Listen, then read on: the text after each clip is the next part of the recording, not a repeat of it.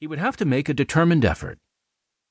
What was it about love that made it defy all the laws of science and the universe?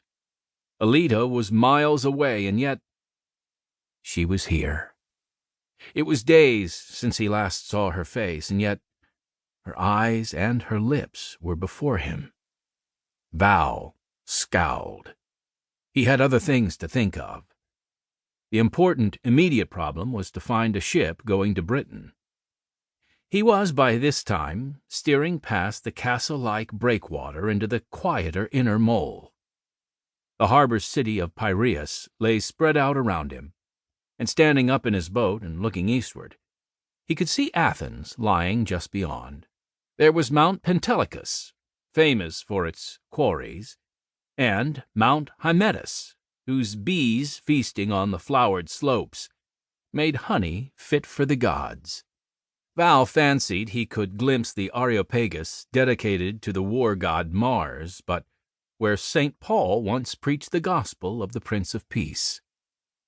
And crowning all, Val thought he could clearly discern the Acropolis, that shimmering cluster of enchanted marble as warm and as vibrant as— Val paused, then smiled as he admitted, as Aleta herself.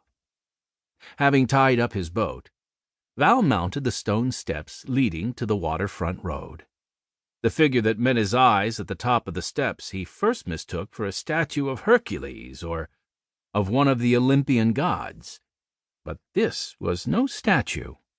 It was a living man, fully 6 feet tall, and brawny as an ox. The man was a Viking, and this, of all things, was most remarkable.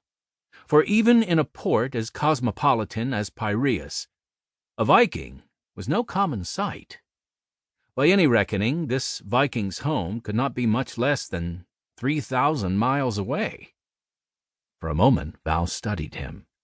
The northern face, weathered and bearded, wore an expression of anger.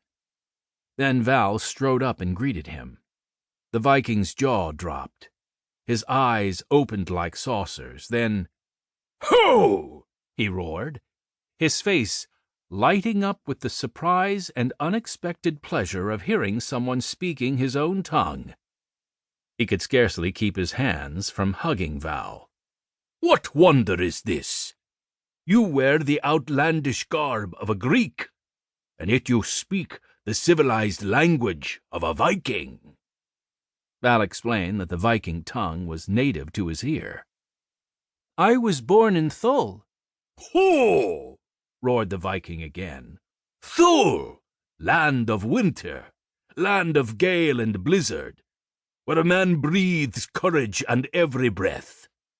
Not with soft land of Greece, where the sun makes you blink and yawn, and fries your brain and makes you so tender-hearted that every scoundrel who comes along may cheat you of your last crumb of bread, or the last hair on your beard." "Who has cheated you?" Val asked, realizing that this must account for the wrathful expression he had already noticed on the Viking's face. But the great bearded seafarer would say nothing more about this matter unless Val did him the honor of joining him in a wine shop. "Nay," said Val, "I thank you kindly, but my thoughts today are not on wine. Perhaps we shall meet again. In the meantime, happy voyage." As he said this, Val turned to go. The Viking was not one easily dismissed. Seizing Val, he dragged him by force down the street. "You seem lonely, my boy," he said. "A drop or two of Grecian grape will do you no harm." Val gave up the unequal struggle.